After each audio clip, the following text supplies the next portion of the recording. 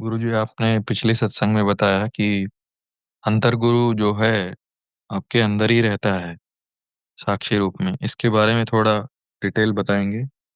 अंतर गुरु से मेरा मकसद साक्षी से है, आपकी आत्मा से है।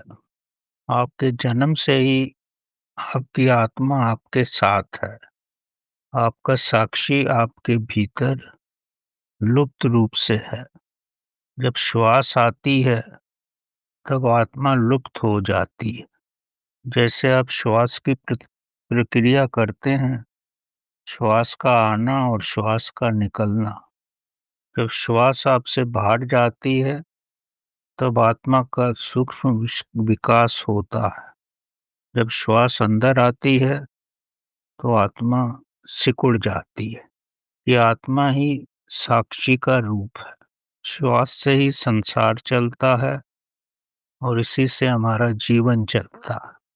साक्षी केवल दृष्टा मात्र है। वो सब कुछ देखता है। उसके होने से ही हमारा जीवन है और हमारे सब कार्य हैं। साक्षी ही दृष्टा है। जिसको ये अनुभव हो जाता है कि मेरे नेत्रों के पीछे, मेरी स्वर्ण शक्ति के पीछे वो साक्षी ही विराजमान रहता है, और उसी कारण से ही मैं सुन भी पाता हूँ, मैं देख भी पाता हूँ, और मेरे शरीर की भी सब प्रक्रियाएं चलती रहती।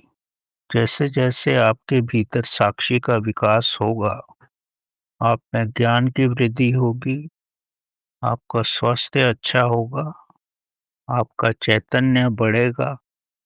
और जब साक्षी का विकास हो जाता है तभी साक्षी रूपी चेतना महाचेतना से मिलती है।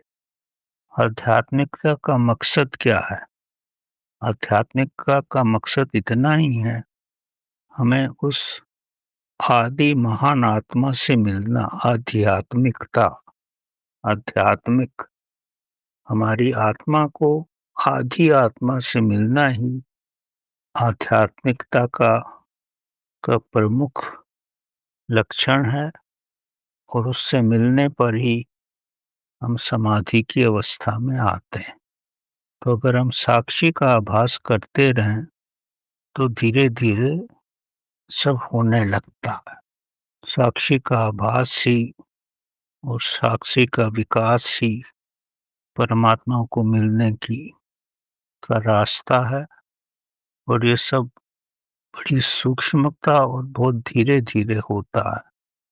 जैसे जैसे आप जागरूक रहोगे, ये अवस्था बढ़ती जाएगी।